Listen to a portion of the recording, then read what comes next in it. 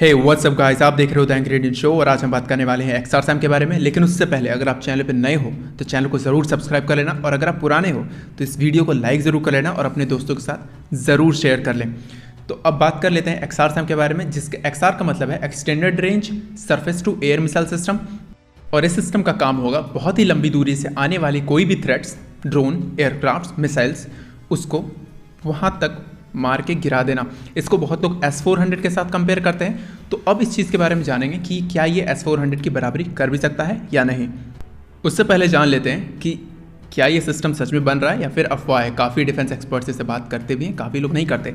तो ये DRDO के पेज पे एक आर्टिकल आया हुआ था करीबन इसी साल, और उसमें आप देख सकते हो एक्सआरसैम IAF लिखा हुआ है। इसका मतलब ये होता है कि जो एक्सआरसैम है वो इंडियन एयरफोर्स के लिए बनाया जा रहा है, और इसकी जो रेंज है, अगर आप इस पेज को भी देखोगे तो ये लगता है कि एडवांस डेवलपमेंट के डिटेल्स में 3 चीज़ें सबसे इंपॉर्टेंट है। जैसा कि आप देख पा रहे होगे, इसकी जो रेंज है वो 350 किलोमीटर होगी स्लो मूविंग टारगेट्स के लिए, और उन टारगेट्स के लिए जो कि मनूवर कर सकते हैं और जिनकी स्पीड ज़्यादा है, उसके लिए इसकी जो रेंज है वो 250 किलोमीटर के आसपास होगी।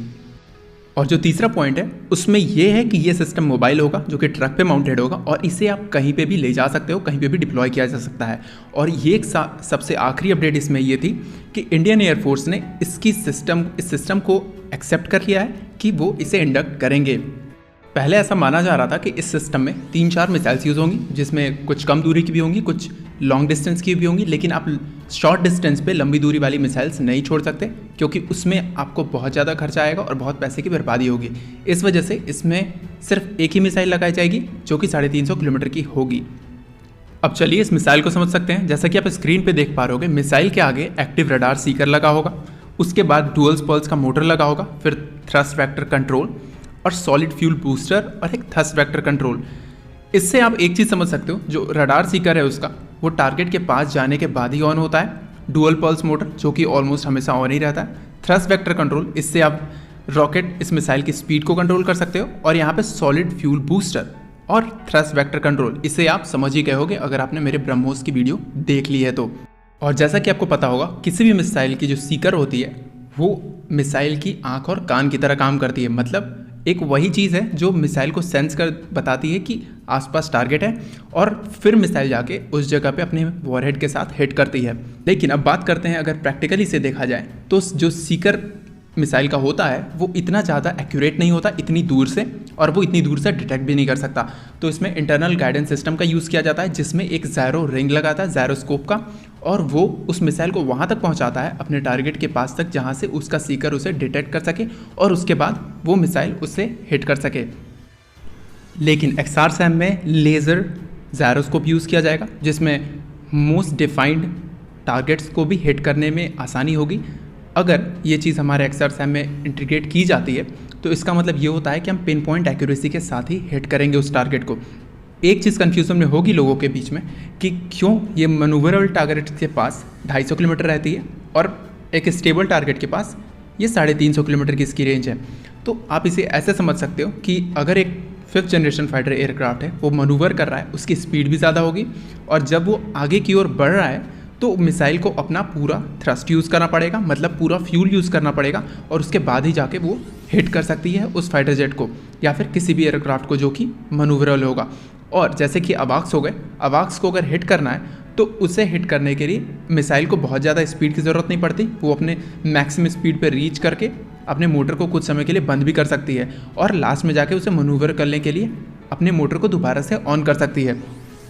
अब जैसे कि आप इस मिसाइल को देख पा रहे होगे, इसमें आपको ऊपर का पार्ट अस्त्रा मार्क 2 का लगता है और नीचे का जो पार्ट है वो बराक 8 का लगता है, अगर आप ध्यान से इन दोनों मिसाइल्स को देखोगे तो।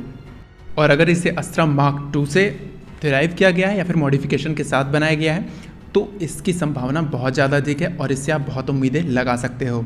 तक की जितनी भी अपडेट्स आई हैं उसमें 2019 में इसे डिफ़ाइन कर दिया गया था। 2020 से 22 तक में इसमें पूरा डेवलप कर लिया जाएगा और टेस्टिंग भी करा दी जाएगी। 2022 से 23 के बीच में इसे डेवलपमेंट ट्रायल के लिए भी यूज़र को दे दिया जाएगा। इसका मतलब होता है इंडियन एयरफोर्स को दे दिया जाएगा। अब समझ लेते हैं कि इंडियन जो डिफेंस फोर्सेस हैं, हमारे पास कौन कौन से डिफेंस जो मिसाइल्स हैं वो कैसे काम करती हैं, और क्या क्या चीज़ें हैं जिससे हम डिफेंस, अपने एयर डिफेंस को डोमिनेंस बना के रख सकते हैं। तो सबसे पहला हमारा डिफेंस सिस्टम आता है तो सबसे पहले आता है इंडिया का जो बैलिस्टिक मिसाइल शील्ड है, जिसकी रेंज 80 से 50 किलोमीटर के एल्टीट्यूड तक है, वो है पृथ्वी मिसाइल डिफेंस सिस्टम। ये एक एडवांस सिस्टम है जो कि ऑलरेडी डिप्लॉयड है।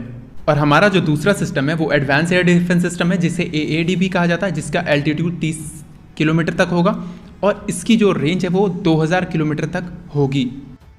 उसके बाद कुछ सिस्टम्स आते हैं बराक 8 और आकाश मिसाइल सिस्टम, जिसका 70 किलोमीटर तक रेंज है और आकाश का 30 किलोमीटर तक 16 और 18 किलोमीटर्स का एल्टीट्यूड है। मतलब हमारे पास एक लॉन्ग रेंज और एक शॉर्ट रेंज का डिफेंस सिस्टम ऑलरेडी है। और उसके बाद फिल करने के लिए हमारे पास आने वाला है S-400, जैसे कि मैंने आपको पहले S-400 के वीडियो में बताया भी हुआ। अगर आपने नहीं देखी तो अभी जाके देख लो। S-400 का जो सिस्टम है ये 400 किलोमीटर तक का टोटल कवरेज देता है और S-400 के साथ XR-SAM, जो कि मैं अभी इस वीडियो में बना रहा हूँ, उसे इंटीग्रेट किया जाएगा। और आने वाले फ्यूचर में ये जो जितने भी एयर डिफेंस सिस्टम्स हैं, ये multi layer air defence system है, तो इन सबको एक साथ ज्वाइन कर दिया जाएगा और ये एक साथ ज्वाइंट परफॉर्म करेंगे। मतलब अगर कोई भी मिसाइल इंडिया की तरफ बढ़ती भी है तो उसे सबसे पहले लॉन्ग रेंज, फिर शॉर्ट रेंज, फिर मीडियम रेंज, सारी मिसाइल्स एक साथ ही हिट करना स्टार्ट कर देंगी। मतलब सारी मिसाइल्स एक साथ निकल जाएंगी उसे हिट करने के लिए। अब बात रही कंपैरिजन की S-400 और XR-SAM में। S-400 एक कंप्लीट सिस्टम है जो शॉर्ट से लेकर लॉन्ग रेंज तक भी देख सकता है, और जो XR-SAM है वो सिर्फ और सिर्फ एक लॉन्ग रेंज तक ही देख सकता है। मतलब S-400 एक कंप्लीट सिस्टम है और जो XR-SAM है वो एक छोटा सिस्टम है, मतलब उसका एक मॉडिफाइड वर्जन है जो कि सिर्फ और सिर्फ लॉन्ग रेंज तक ही देख सकता है। अब जैसे कि अभी भी स्क्रीन पे भी देख पा रहे होगे, हमारे जितने मिसाइल डिफेंस सिस्टम्स हैं उनकी रेंज, उनके लेयर्स और वो कैसे काम करेंगे। जैसा कि भी इसमें ब्लू और ग्रीन मार्क को आप देख पा रहे होगे, उसमें XR-SAM और S-400 दोनों ही है। मतलब XR-SAM उस रेंज तक हिट कर सकता है और MR-SAM भी उसके अंडर में आता है। मतलब MR-SAM एक छोटा मीडियम एल्टीट्यूड का डिफेंस सिस्टम है। जैसे कि अभी स्क्रीन पे भी देख पा रहे हो कि चाइना ने अगर कोई मिसाइल छोड़ी है तो उसे टारगेट करने के लिए बहुत सारी मिसाइल्स एक साथ ही अटैक करेंगी, मतलब बैलिस्टिक मिसाइल को। तो आई होप आपको ये वीडियो समझ में आ गई होगी कि इंडिया का बैलिस्टिक लेयर सिस्टम कैसे काम करता है। और QR-SAM पे अगर आपको वीडियो चाहिए तो उसके लिए कमेंट सेक्शन में आप कमेंट कर सकते हो, या फिर किसी और वीडियो पे टॉपिक पे आपको वीडियो बनवानी है तो आज के वीडियो को इतना ही। चैनल को ज़रूर सब्सक्राइब कर लेना। शाम को डिफेंस न्यूज़ ज़रूर आएगी तो उस वीडियो को भी पूरा देखें। जय हिंद।